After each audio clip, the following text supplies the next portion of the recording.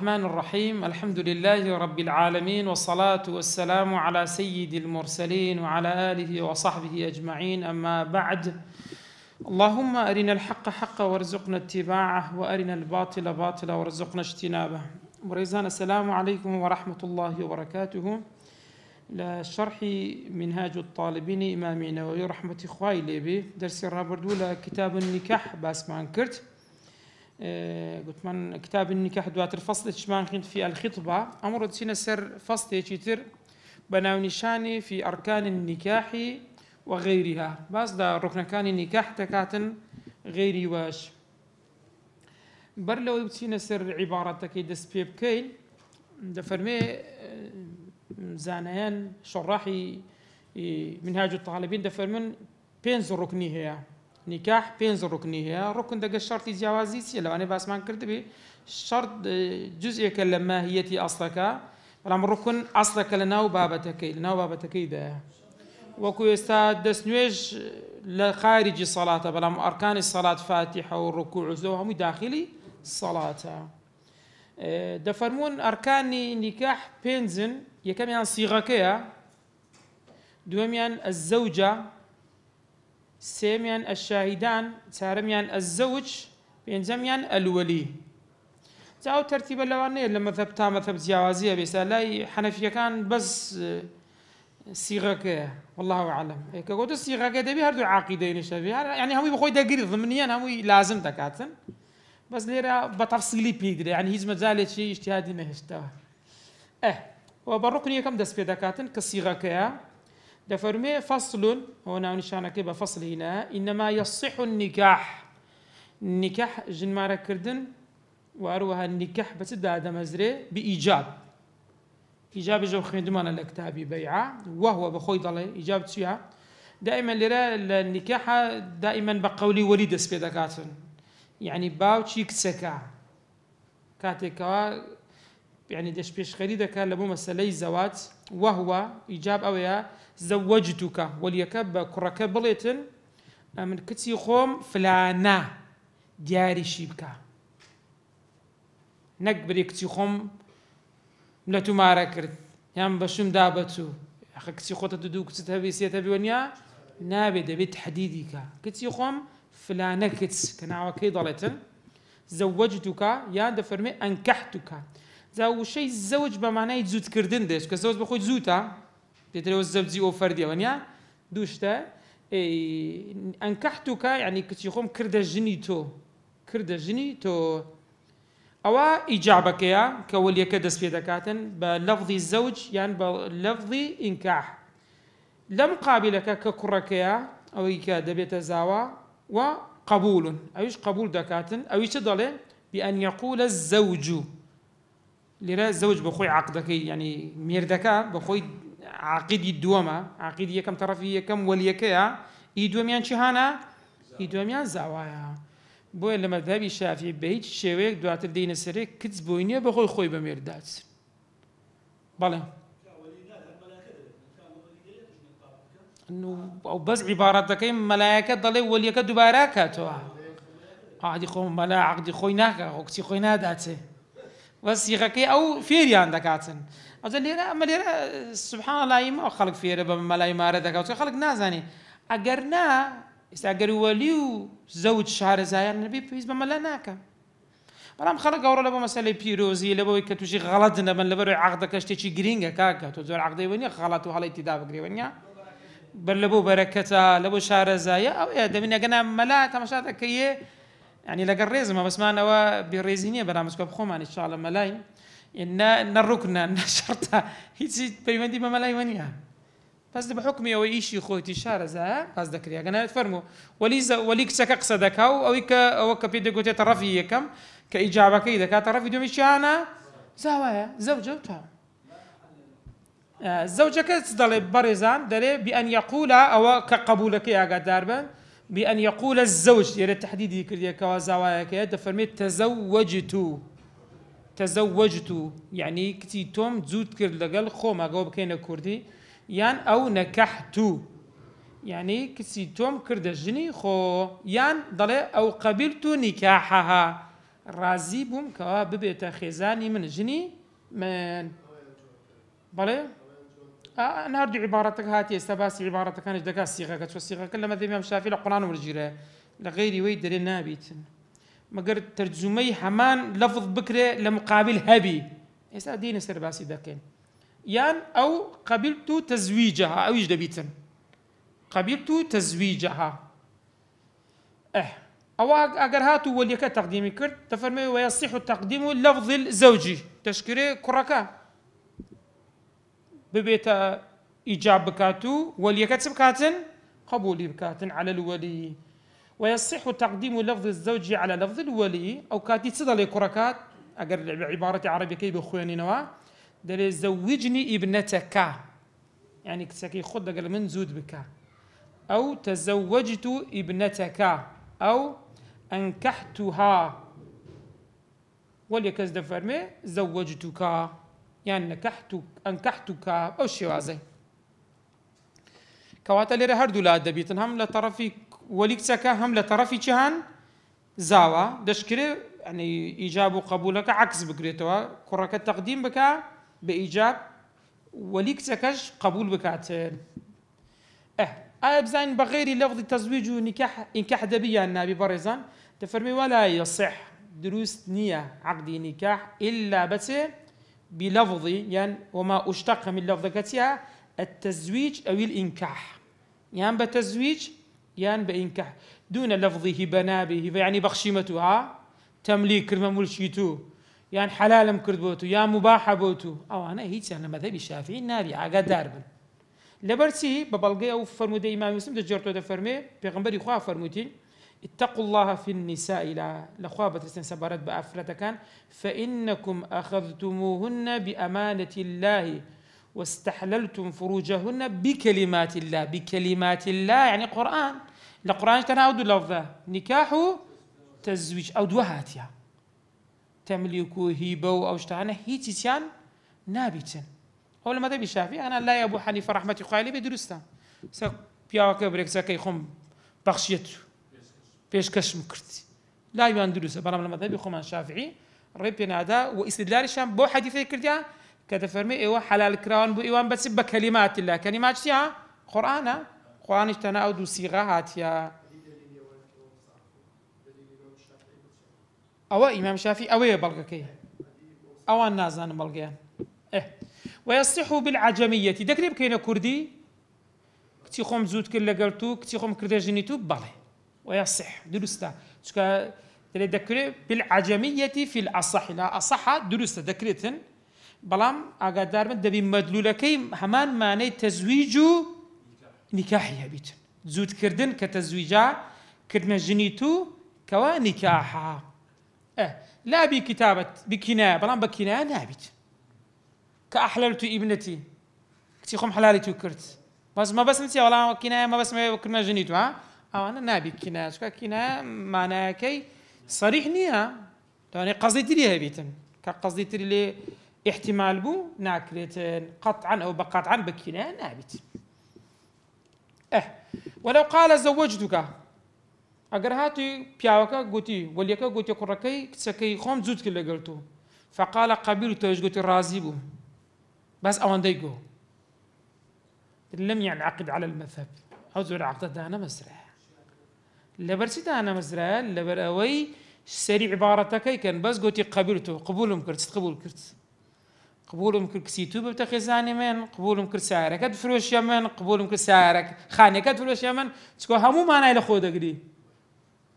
لوي اگر تازه واس ما کرد قبلت نكاحها يعني قبلت زواجها تبي تحديدي كايغلا انا على الاقل مشكله كوربيا كمان وليكا تشكلت ده لقبول زوجك يا بس قلتي قبلت اوندا اختصار سلام ديك زياتني نوغو اگر قلتي قبلت زواجها درسته بس بري قبلت قبولهم كرت تقبل كرت نعم بس لو النية ما بس طرفيه كمين زياتر طرفي الدم عباره طرفيه كمين شيء زوجتك ضل فلانش حتى بري زوجتك بنتي فلانه نامك شيغو بس طرفي برام الزوج بس قلت قابلته ودانا بزري دبي بريتنا وش دبي بري دبي تحديدي كدياري كاتسن بس يرى زياتر بل سر طرفي دوما طرفي دوما بس بري قابلته بتنيا نابتسن سكو احتمالا بويد ببري قبيرتو زواجها يعني نكاحها بوش وازي اقرا وين نقو او نابتين ولو قال زوجني ادقر هاتو كركا قوتي وليكي زاوا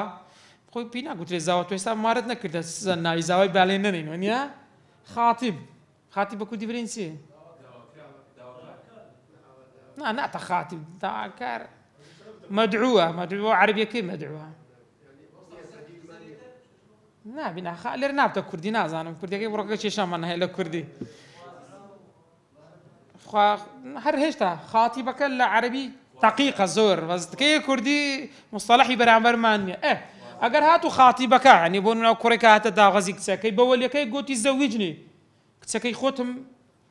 زود كلا قال يعني بك خزاني من فقال اجاري وليكسي قلت زوجتك قلت تو كلمه خزانيتو او قال الولي يعني وليكسي قو تزوجها بيك زوتي كلا قال خود وفعل امر قدار بن باشا اي بنتي تزوجها وهكذا ضميرك كلا بوكس هيك ديارك اتشيا فقال الخاطب كركتي قول زاري تزوجت او هرهم يتشا صح او هرهم يدرس دادا مزرتن بلغج السر اوي بريزان سكو غير هم صريحه ديارة اعرابيه كاتلاي بيغمبر صلى الله عليه وسلم ديار ولو كاتي افرتك خوي بيشكشي بيغمبري خوا كرد إن وهبت الآيات القرآن خير باسك نفسها إن أراد النبي أن ينكحها خالصة لك من دون المؤمنين أو بيغمبر صلى الله عليه وسلم استغناء ليكر أعرابك قلت زوجنيها تبي دمني مارك فقال زوجتكها قلت دامته بما معك من القرآن وندك القرآن لبر أو مهركيتي ذاك وتلي ردين لبر أو خو كابرا أعرابك بهاشان جنيه قلت قبولي نكاحهم كرد وأنا بس تقديمي كرد وأنا بو ما دام تقديمي كرد درسته ما دام كوجدي مارك كرد درسته درسته الزواج بالتعليق تيخوم الددامي سري مانجي يعني بونو منا قرباران باري يعني قبونو منا اشتيك لو شي وازاني بازور شتين منا بازنا كاين تفرمي ولا يصح تعليقه درسنا التعليق بكريت تكون الزواج يقل شرطه كان الزواج منجزه تبي لو كاتي حتى العبارات كان سبب كان بس بعبارتي فعل ماضي دبي نايبه فعل مضارع بيتن همو يعتبر قبلت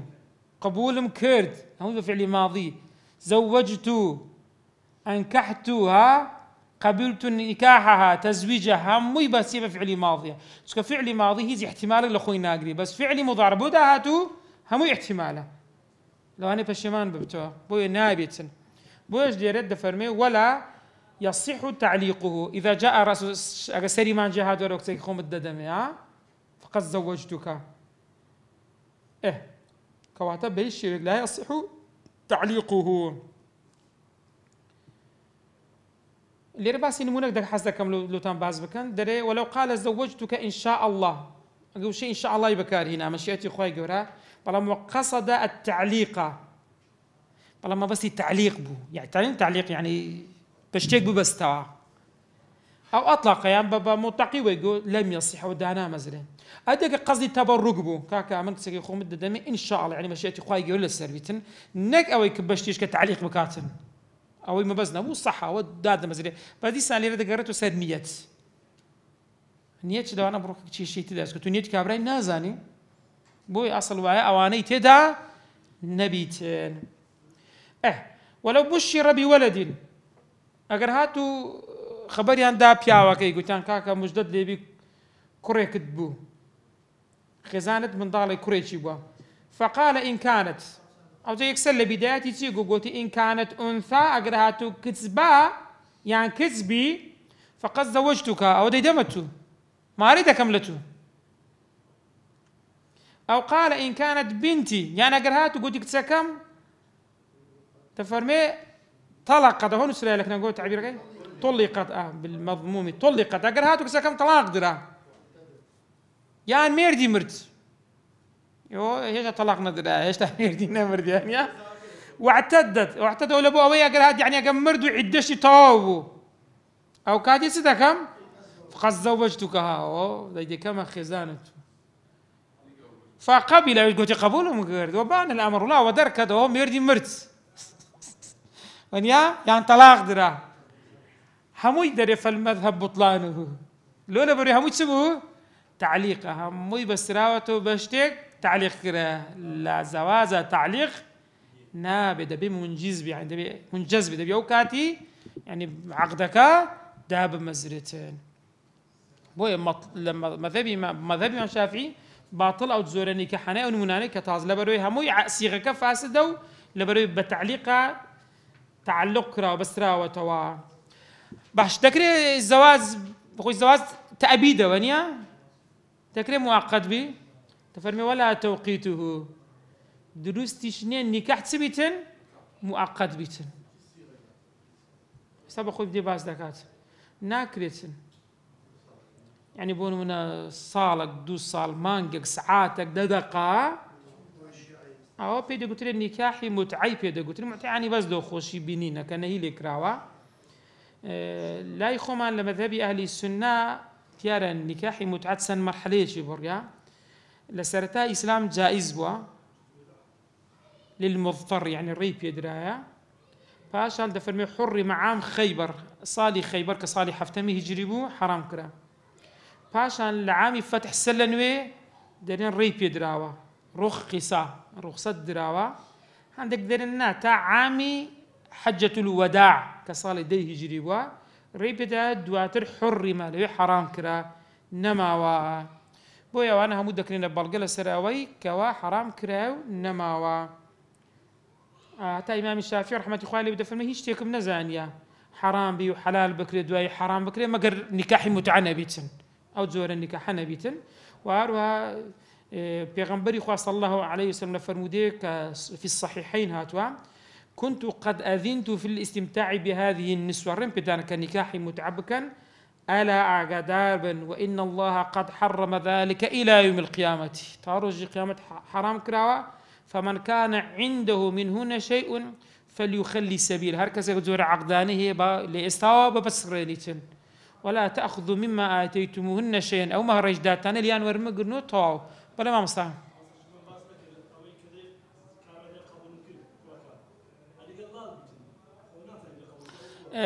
اعتباري إشارة بلا إشارة شيء مفهوم به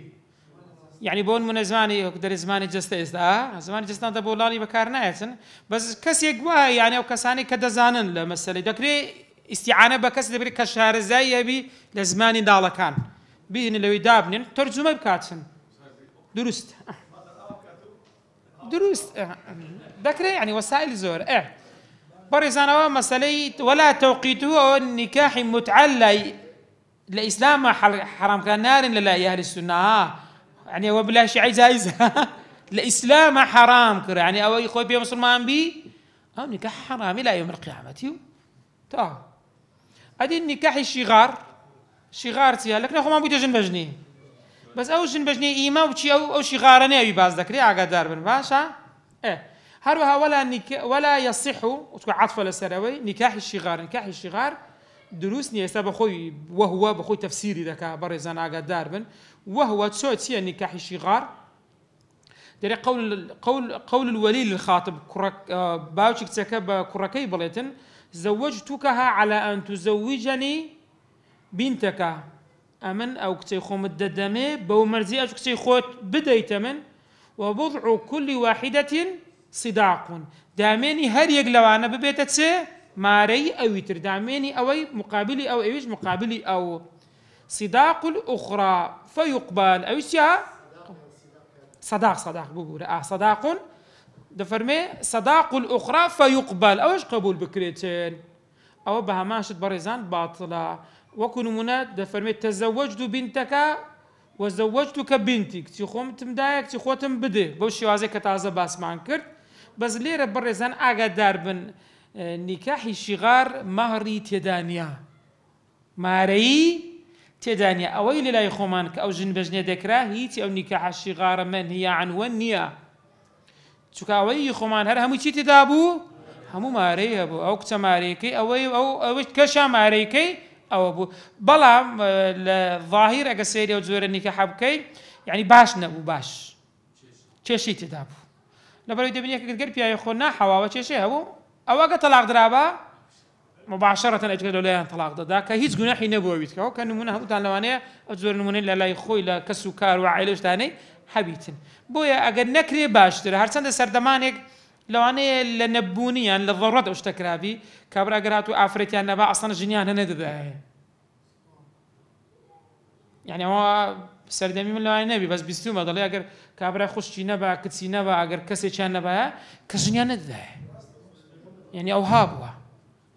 بۆیە ئەو کاتێک ئەو زۆرە شتەکرایە، بەڵام ئەو نیکاحە شیغار نەبووە، چکە هەر یەکە و مەهری خۆی هابووە و دیاری کراوە. ئەدی ئەگەر هاتوو فەئین لەم یەجعل البضع صداقا، ئەدی ئەگەر هاتوو دامێنی یەکتر نەبوونا مارەی یەک چ پێ دەڵێن مارەی بەرامبەرەکان، فالأصح الصحة. دروستە هەروەکو ئەی خۆمان ئێستا ئەی خۆمان ئەوە نەبووە دامێن یەک دامێنی ئەوی مارەی ئەوە بیتە، نا مەهری خۆی لە مقابلە هەبووە. باش ئەدی ئەگەر هاتوو ولو سميا يعني تسمية مهرك كرا مهري أوي أوندا مهري أوي أوندا، بلا مع جعل البضع صداقا دامين شي دقربي، يعني أي شان كرده صداقة أي شان كرده مهري بطل ديسان أوش باطلة في الأصح لبرسي أجرتي التسمية مهرك بلا لقالوا بيش تاندرا دامين يكتر يعني كرتا مقابلي يكتر أوش بهما شت ريبي نادريتن باطلة. ئەوە ڕوکنی یەکەم بەڕێزان سیغەکە بۆ ئەو سیغەی کە تازە باسمان کرد. ڕوکنی دووەم کە لە عیبارەتەکە بەخۆی باس ناکاتن کە زەوجە ئافرەتەکەیە، ئافرەتەکەش بە هەماشت دەبێ هەموو ماوانعێکی شەرعی نەبیتن. لە بابی محرمات ئینشاڵڵا دواتر وازانمە دەرسی ئەوڕۆپیێران ناگەین، دەرسی داهاتوو لانە بگەینە سەرێ، نابی هیچ محرماتەکە بی، یعنی نابی خوشی بی، نابی پلچی بی، نابی دایکی داپیری، محرماتەکان ئینشاڵڵا بە تەفسیلی نابی ئەوانەی هیچی تێدا بیتن.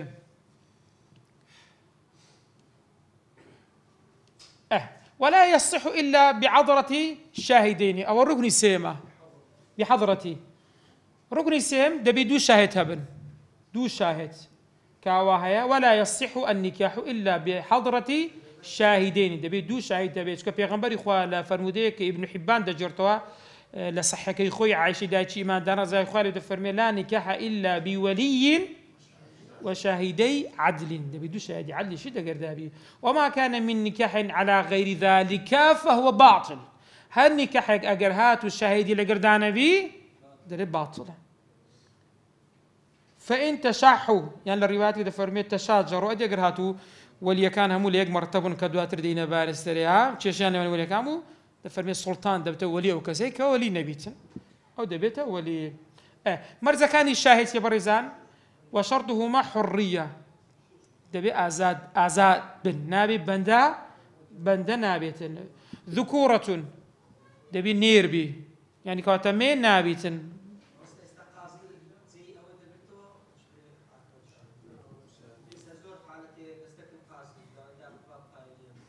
هذا باز دكين أو بخوي باز دكات.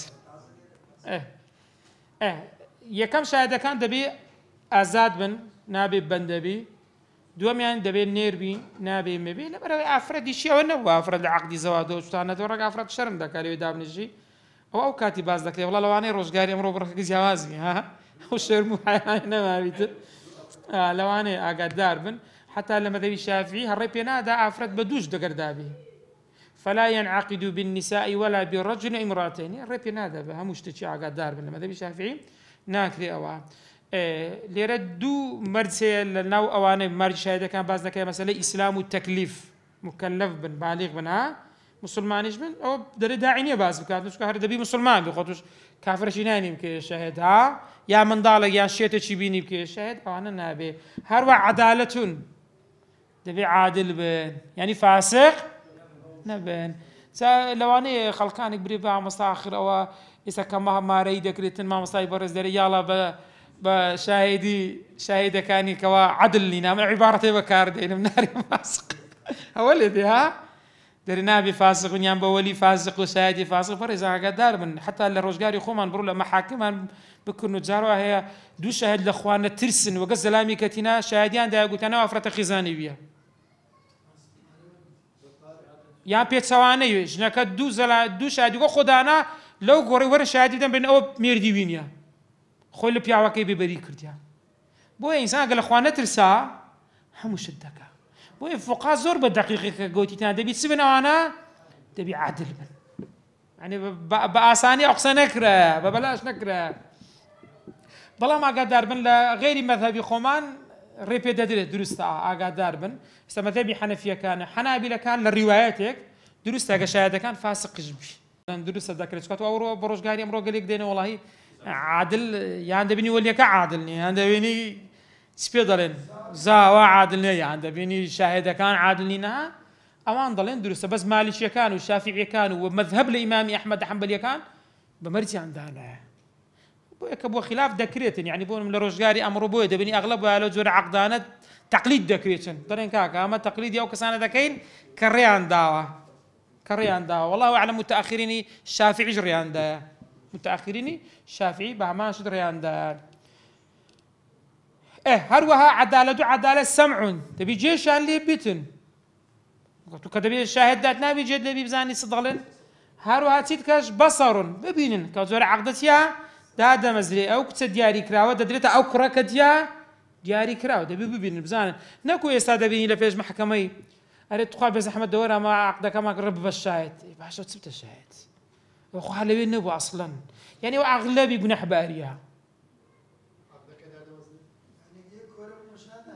هذا يستلي باز دكاتن او زور شي ده كامل غوري بغردكاي وركا كما اتو اگر بس يلوي ببي شاهد نوي يعني بنمنك حاكم ماردك او شي تدانيا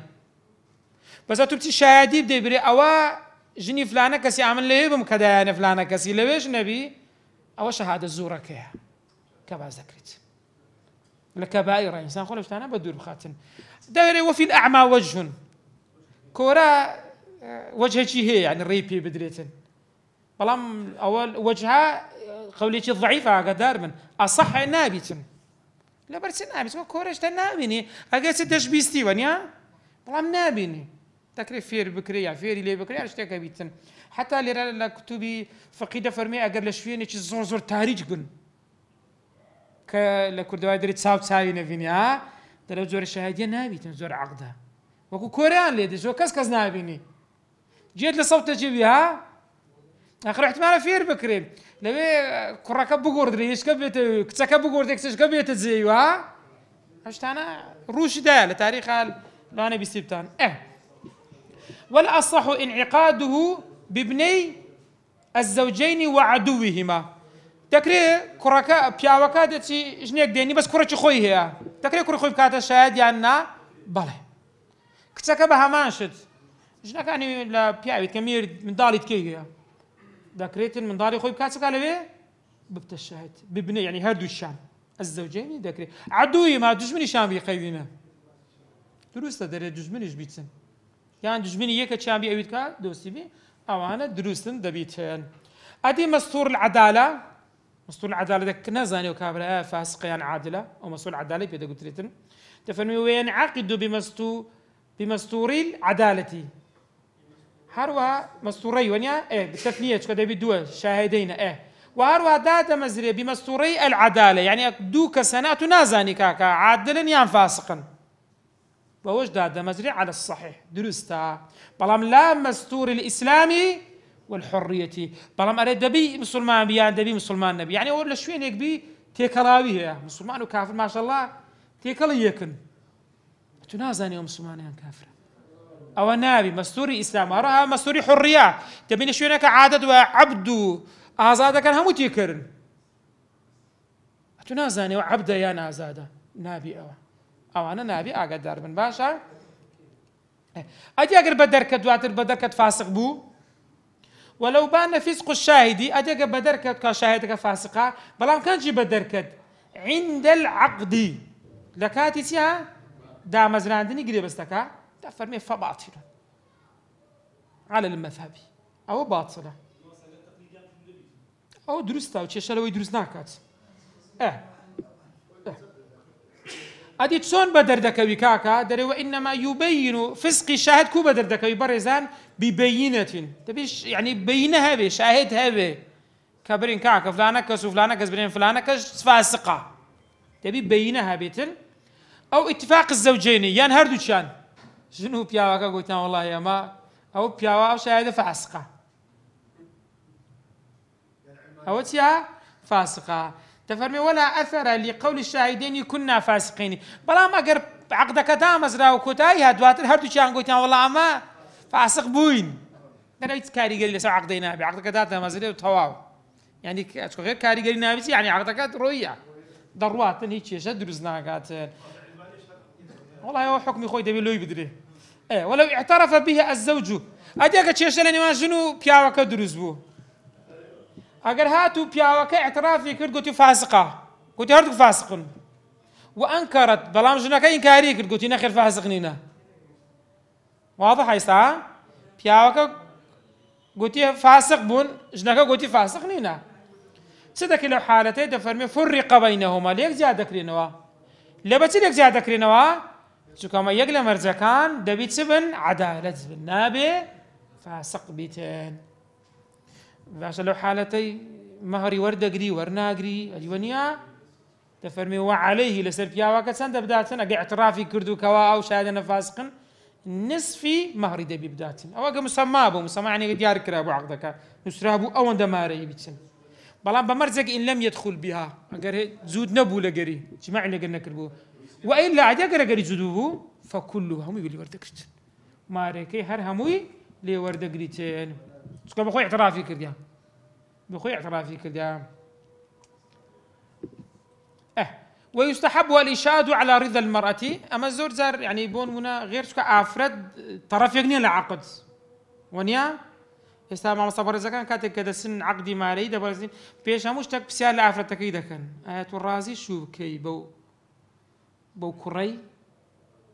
بو يدفن ويستحب الإشهاد على رضا المرأة مستحب بشهاد بجير دريتن لسرته سرازي بوني أفرتك حيث يعتبر رضاها بلام مرزنية أو مرزنية بس مستحبات وبصير رأيك اللي يقرب زاني يا رازية يا رازينيا سكو احتمال زاروا احتياطا لو أنا إنكاري بكاتن لا تعتبري وهو نبوها يعني شتي تربى من قترايا أو تشيش أنا عندك زار دروز دبيتن بلى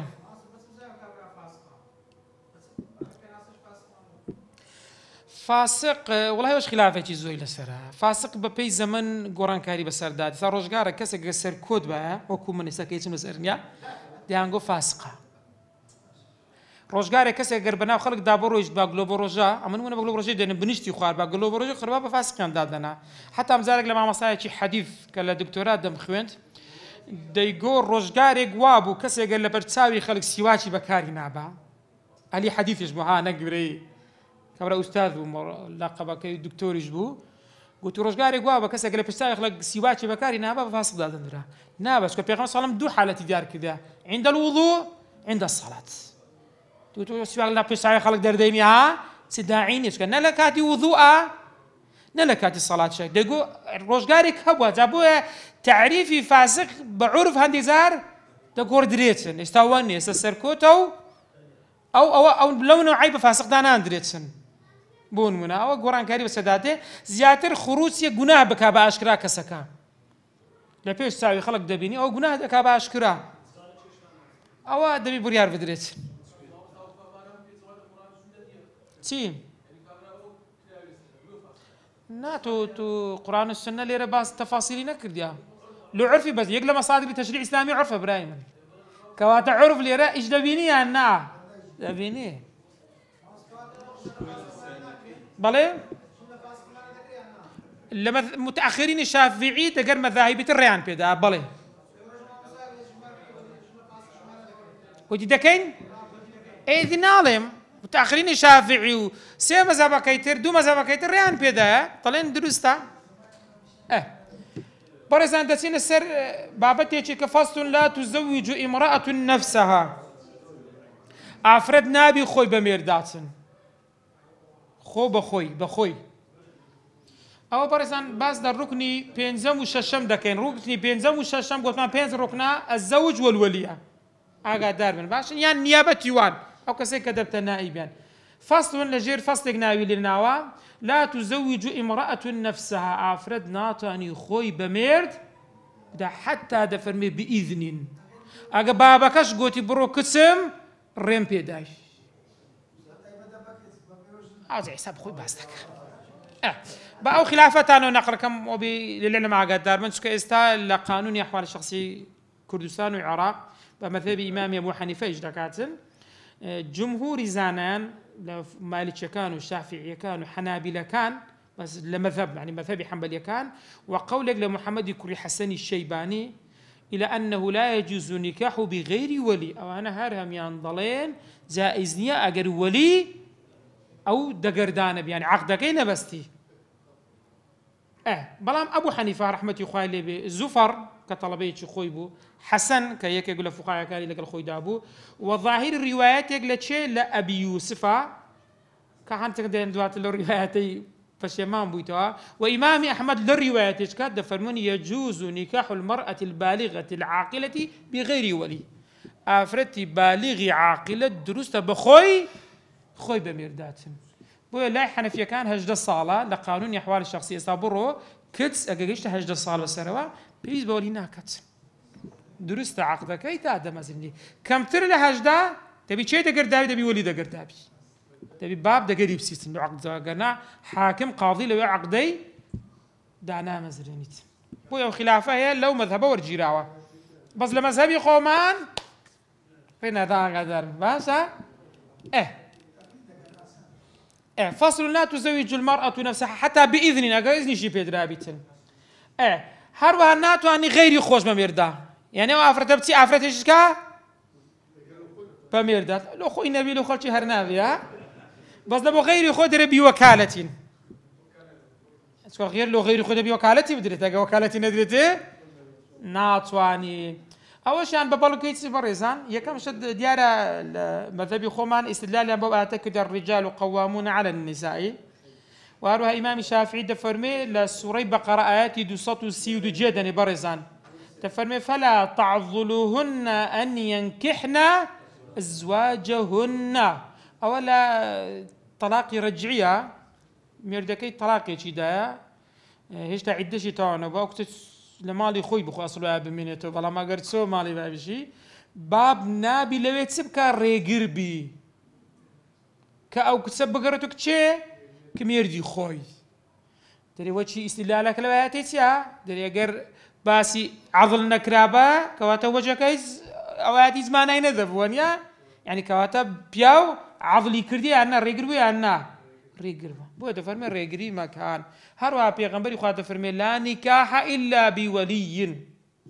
نكاح ببي ولي نابي يعني بيغمبري خاطر فرمي لا تزوج المرأة أفرد نابي أفرد ما ربكا نجمة بس يعني خوينيا يعني لا بياويتر ولا المرأة نفسها يعني خوي بميردا بدأت بياوي تشيتر أو النبو ولا تقبل نكاحها لأحد ناشتواني تن كتسيك أجر هاتو بون منا باوكاكا قوتي أو كتسم دا زيدي خشي زيدي ليبو قوتي من قبولهم كرلو زيدي أواش نابت يعني ناتاني قبولي جفكات ناتاني قبول دفرمي ولا تقبل نكاحا لأحد بو كسيتر نابتين أدي أجر جماعة كردنيك لنكاح دروز بون والوطء في نكاح بلا ولي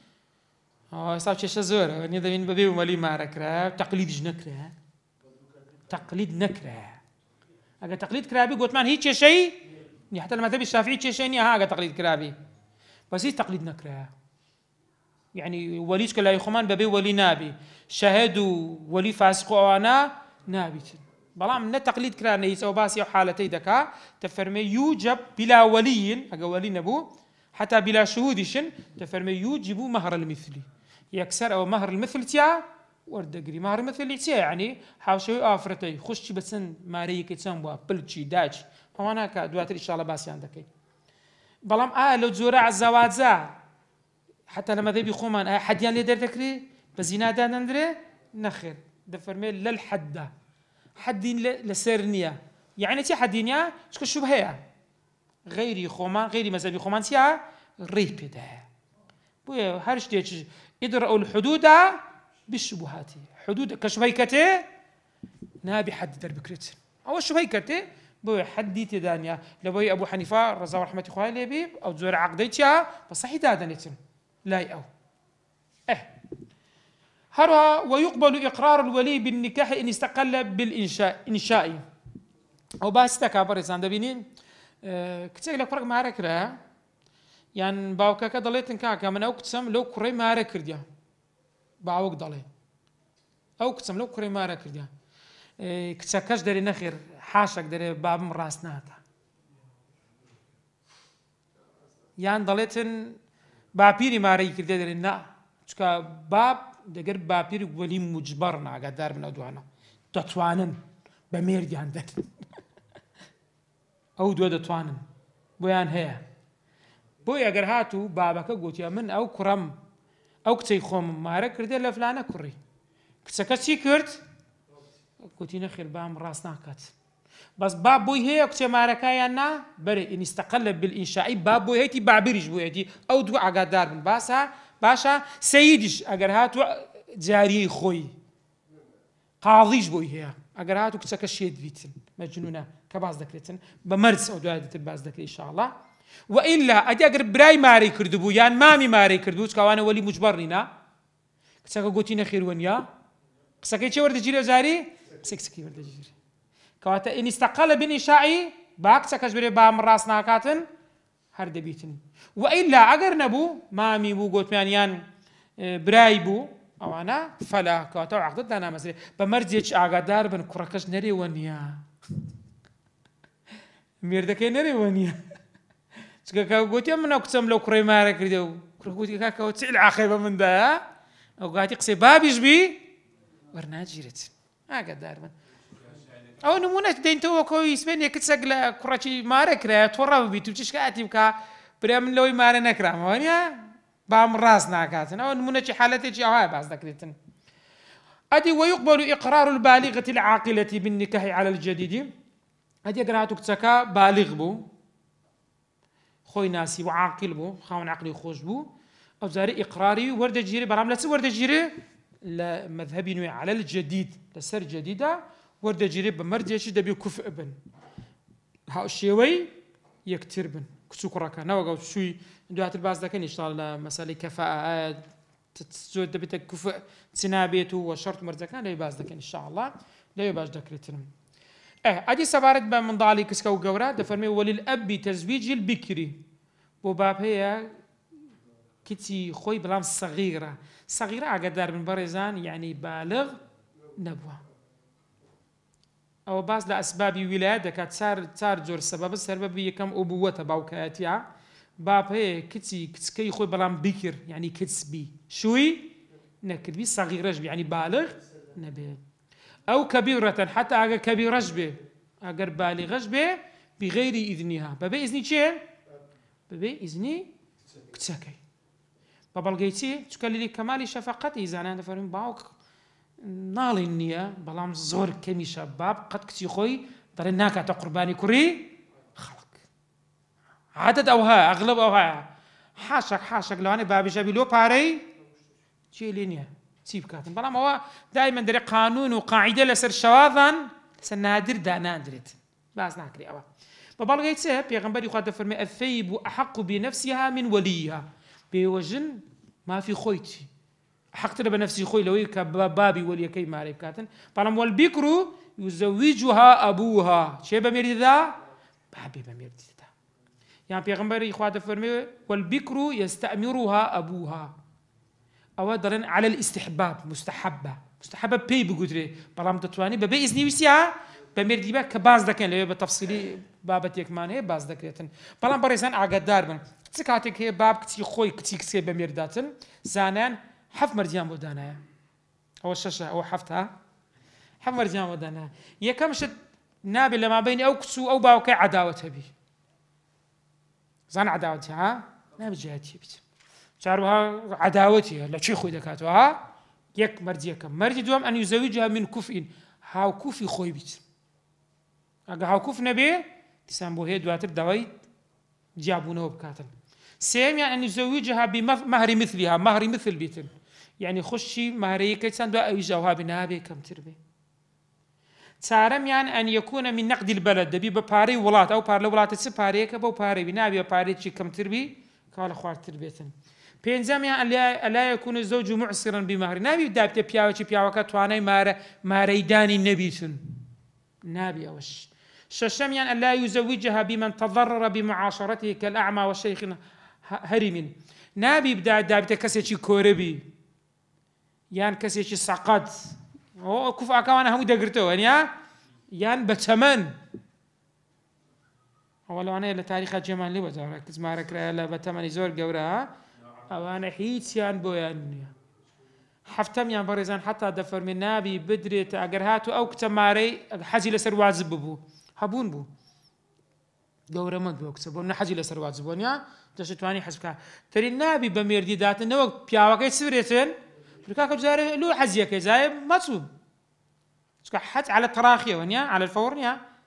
تري نبي وهاش بيت او هاش مرزان لو دانا هاوس ما قوم مرزان زي بزي فكري شي نامني ها باورنا كريت ونيا تصورنا كريك ها غدر بك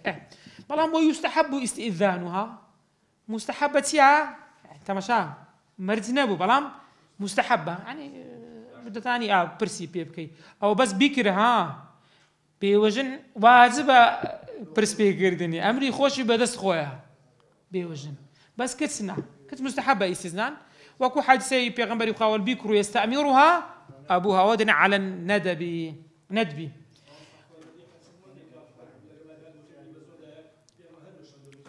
أو شرطان سير كا يكسر هذا وشنتو با هذا وشنتو وليس له تزويج ثيب إلا بإذنها ها تمشى تضلي وباب نية ثيب بوجني إلا بإذنه بميردات ناكره سكا بيغمبري خاطر فما لا تنكحوا الأيام حتى تستأمروهن كبروا بوجنا زواج جديد وده زاني عقد زواج زاني بياوتي ها ده زاني شعر زائها فإن كانت صغيرة أدي أقرك سكجبو ثيب صغير تسكو صغير بو عاقل وحر بو لم تزوج حتى تبلغ ناتاني بميردا لا صغيره دي ما دام بوجنا ناي بميردا تاو كسيله دي تاو غوره دبي ايك غورش بو انجي فرمان مدس شيتي بدست خويتي فرمان هجر بدست خويتي باب حكمي تشي وردغري بريزان بابير والجد كالابي عند عدمه أجاب باب نبي بابير ديتا شويني يكسر ديتا شويني شو أهليتي أو هايا بالين ناتي ببابير ناروها دبي وكالتي بداته دبي أو كرا بريت بابي خوي كذا بابير يكسر وكالتي بداته شو أو لا ترى بهمكس أجر باب نبي أوزد السبابيري بجاروها باب هي ما ميدني اعتيادية وكالتي ذاتي درستها وكالتي ذاتي وعندك حالتي باز ذاك إن شاء الله لا ماري خال هيك أبو ناسي حيت دوان ناسي هذا دي سباز ذكات باب عزلنا كين خلانا باش أتوزار دبني كسها بردك سيني ما بس بردك سيني كي بهوي ميردنيا باش تيتر ودبت بيوجن حسابي بيوجني بودكري دفرمي وسواء زالت البكارة تأجر كساتي نمابو بس نمابو بوطء حلال ميردي كله بهوي ميرد أو حرام زنا لجر كرابو ولا أثر لزواجها لو ولا أثر لزوالها عبارتك هوي ونيا هروها زوال لبوها أكلبو بكارة دقرتها بوطء كسقطة بلا وطء تبني كتيتين نما بس بتسنا ما بجود بنية بجمع نبوا كسقطة بربونوا يعني زاروها دفرمي تسبيض الحيض خلني حيض زور ما وتوا لقرد درتسونا واي كرديك وبردك يصير كردوا كتاتي تقاندو نيهشتوا يعني زور كتناو تمن بخوي بردي نماوا كتيتين نماوا يعني بدستي خوي هستاوا بردي كتيني خوي نيهشتوا تفرمي وانا حسابي تيان لو دكري او انا حسابي كتيان لو دكريتن نك حسابي بيوجن سكاك بيوجن تبي لا برسيفي بكي ونيا سواء انا بردشان نما بلام حسابي تيان بو دكري وانا سابي كسان بو دكريتن يعني إلا دبي باب بميردي بداتن إذا دين سر مسألة أو حالته أو برا باسي كل مسألة شيء بميردي هذا داو صدقاتن تفرم من على حاشية النسب كأخ وعام بخوي حاشية نسب برزان سيرك همو كسيك درزي كمي همو كسيك شيء بابو داكا شو بسيرك بسام بلا دقي بابت داك هذه كاويش فانزا كم لنا بخواري ها شكتو دقر داك سن لما بينيها والله هر داك كستر برام دقا بابيري باب دكوتا ما بيني يعني دبت سن بابير سن دا بابير دوا مام كو دوا تبي بس يا بابت لا بس يا بابير راب قريوا وسي كوري مام صار يعني وحزا كم لو خطان فير بنو يعني زوج زار سكال قانون او بكار دي درجين السب دريو درجي سندا بابو داك درجي يكن بابير دابير دو هو سير كبسن بلا دقيوي سات كوري بلكت كو دقي كوري بلكت تبي بس داكت لداكت شو دابيرت بيو بلكت ازبو يبقريوا هاي تماشا تتسار بلا ما بس مفيري او بليبن شكوا زور زارا وصدق قلت لي ها خشكو براد درجه دونا وانا شكو دتي باب راس دو خشكو دروي دتي باب لو براد دروي دونا وانا نا دوا درجه دونا وانا هروها بريزان سير كان او حاشي اذا اصلا كانت باب بابير او ناوندي اصلك اصلي نسبه حاشي يعني لا يكان شينا لنمونيك هنا ومن على حاشية النسب كأخ يا أخ لو قلت ما دبي بتشباب دوزا بقريون يا عم دبي بتشباب تبابير دوزا كيف أولاي تفرم لا يزوج صغيرة بحال أو أنا بيشي وي صغيرين بميرت نادرت يعني بواني أنا بمنولي بيس نوعش وتزوج الثيب البالغة بصريح الإذن عقدار بن بيوجن بصريح إذن دبي الريبداتن لما ريك تيك بيوجنا باوكا كد بي تي بيبري كتسم شو دكي بلا بيدنبوني لبوي سكوت نابتن دبي صريح الإذن بي أدي بيكربو أجا كتبو ويكفي في البكري سكوتها في الأصح كزاني بيدنبو يعني الرازية السكوت علامة الرضا لبنو بيغمبر صلى الله عليه وسلم فرمى ليس لولي مع الثيب أمر ولي بدقر بيوجن إذا صلاتين دبي الله إذني بورقريتن بلام لبو بكر بس بيدن بسكوتها درست يعني دكرتن بقبول دابن درتن والمعتق والسلطان كالأخي المعتق لأسباب النسب كي كميان أبو ودبو دوميان عتق يعني وكسيك بنديش آزاد كردها أو عتق بيدا قلتن تفي المعتق عتق آزاد يعني عملية كيا معتق يعني وكسيك بنديش آزاد كده اسم مفعولة معتقاك تسكيه أو تزاري كواتيا آزاد كده وأقدر من باشا والمعتق يعني أو بياوي كواتي آزاد كده زاريش آزاد كده هروا عصبي ويش أو دكا السبب السيم كدفرمون أواني تشينا أواني ك لا من باشر العتقة أواني كدرزي دوارترنا كعصبي معتقة كبكاردين هروا سلطانش بها مانشت أو كتسارم يعني والمعتق والسلطان كالأخي أو أنا وكوتي يعني بون حساب ذكرين وكبرى فيزوجون الثيب البالغة بصريح الإذن تبع إذن سيالي وقرن أدي بكر البالغة بسكوتها بسكوت دتانا إذنك لي وربقريتين وأحق أولياء برزان سير كان ببلبندي تونا والأحق الأولياء يكميان أب ثم الأزمان عربي للتراخي يعني أجر أو نبو أو زاويتر أقدر ثم جدو يعني باب لدواتر ثم أبوه تكا بابيري برام نيقول يا أبوه تكا باورنا كز ما بيتن بابيري ونيا تصورت كل شيء ما بي زحمتها ونيا أبوه بابيري باب هتاوي رويشتيان اگر ماش بك او غني خوارتين مامن درسته انا بس تصورناك لما بن لو تمنى يا كتينا وتمن اگر اوانا نبو ديتي ثم الاخ برا بس شهام برا لي ابويني او برا كلا داكو بابا او لبيشترا لو برايك بس لبابا داك ناتنا يا قدار بن براي لدايتي ناتنا موضوعي نخير إذا برا لداكو بابي يعني برا بزل بابي ثم ابنه ابني شيء وانا لبو شيء تقرأت أخ يعني كوري برا كذا كبرازاي ونيا وإن سفلا زابو شوي برو خواري أجا أوان نبو كوري برا نبو أو زاد شيء تسمام عم ينزلوا مام ضروات أو مامك أقل داكو بابي بي أو لبيشتري وكوي كمامك بزلا بابيا إنزا كوري وانش بها ما نشت نا كوري خوي نابي داش خوب مير دا استدين سيري باسا كيل استدين سيري هرنابي ها نا كوري مام ورا خواري يعني كوري برا ورا خواري أوزا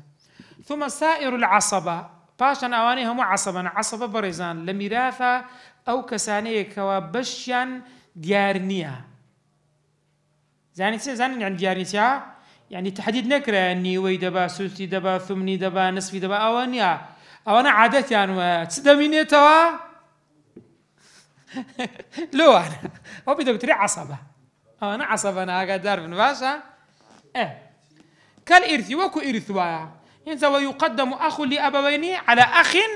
لأب دائما أويل داكو بابي ببيش ودختري كوا بزل بابي في الأظهار سيرك أو بازي كوري داكا وزان كوردا ثاني داتشو خو بمير داتوا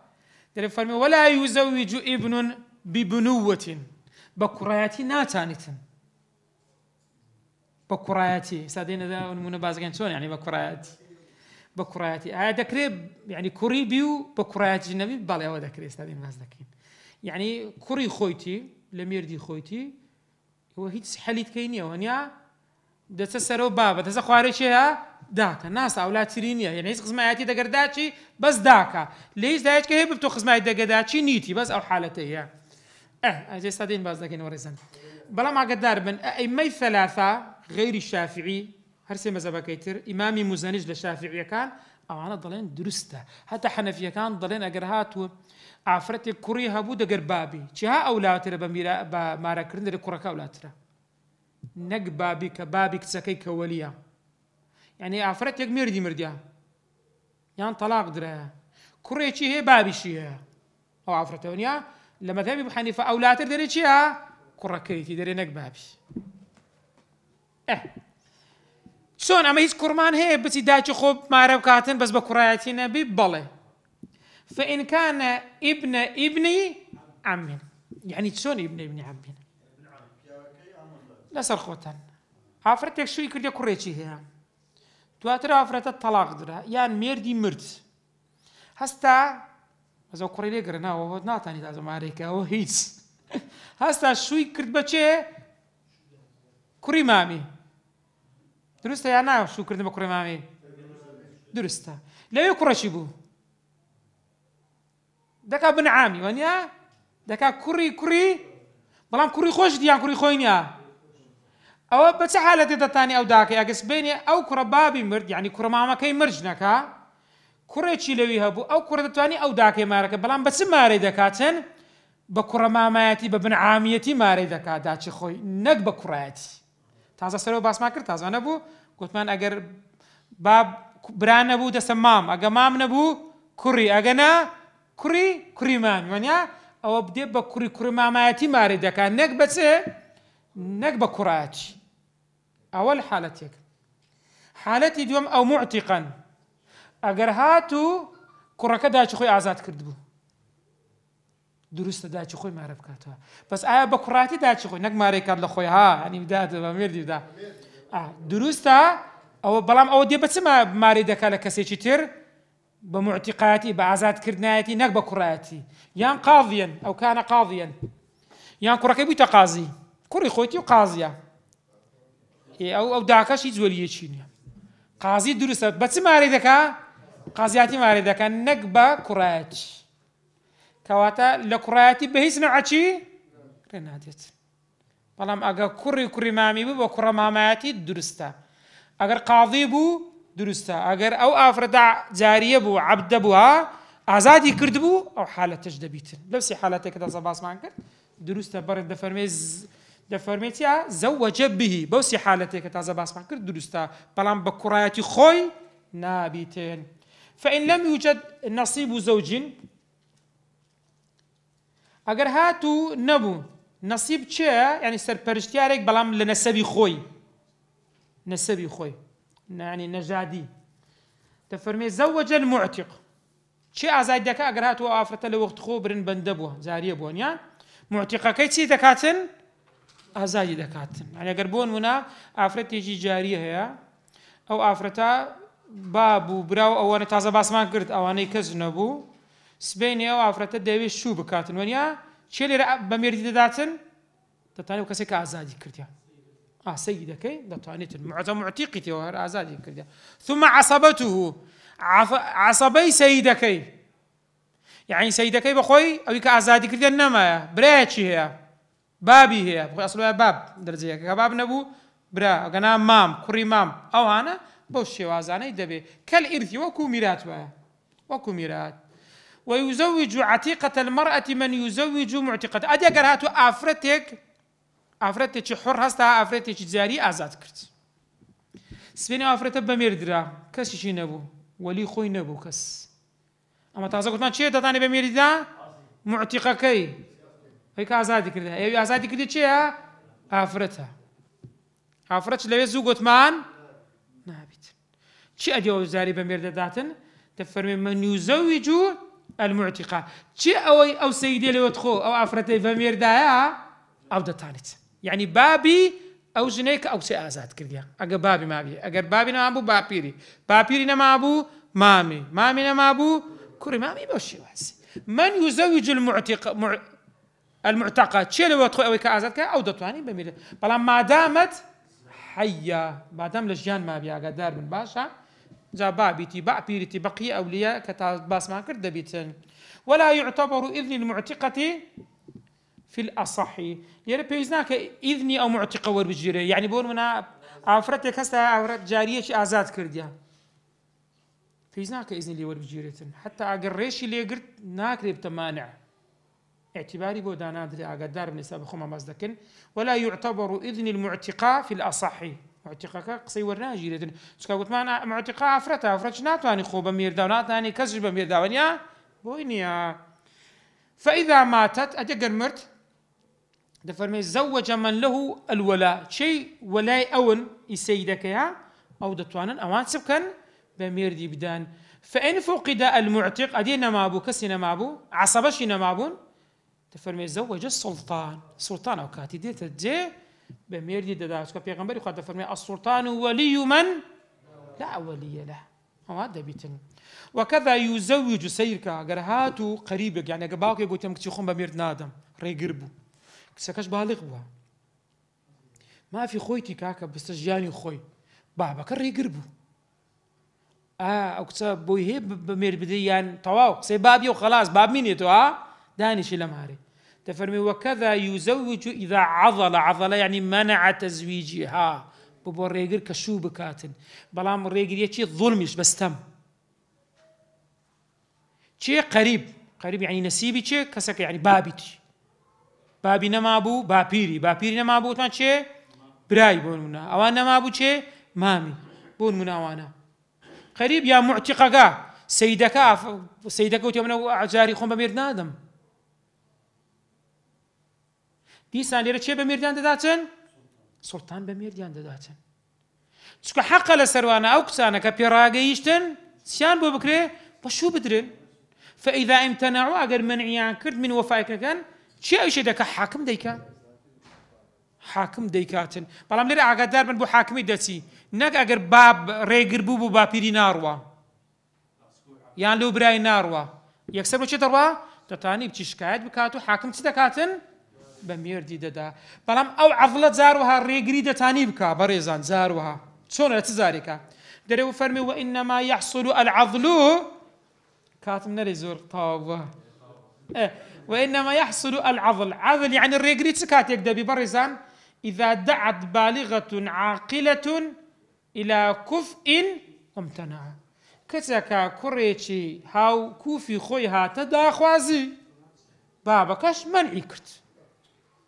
أو دبتت سه دەبتە عەضڵ کەواتە لێرە ناتانیتێن. باش ئەدی ئاخر عیبارەت هەرەندە عیبارەتەنمە ئەدی ئەگەر جارەوەها کچەکە کوڕێکی هاوکوفی خۆی هاتە داخوازی بابەکەش کوڕێکی لۆدیتەوە کە هاوکوفی کچەکەیە ئێستا دووشت کەتنە بەرامبەرێک بەنیا ئی کچەکەی هاوکوفی خۆیتی باوکەکەش کە لۆی دیتەوە هاوکوفی خۆیتی دەفەرمێ وەلەو عوینەت ئەگەر هاتوو کچەکە دیاری کردبوو کوفئەن هاوکوفی خۆی وأراد الأب غيره أدي باوك غيري ويك بلام هاوكوفي كسكيبو فله أو زارق ساتشيو بيش دكري إبابي ببيش دكري فله ذلك في الأصحي سكا دائما دري هرب جارديني بابي لا هرب جارديني سكي لبيش ترى. وصلى الله على سيدنا محمد وعلى آله وصحبه وسلم.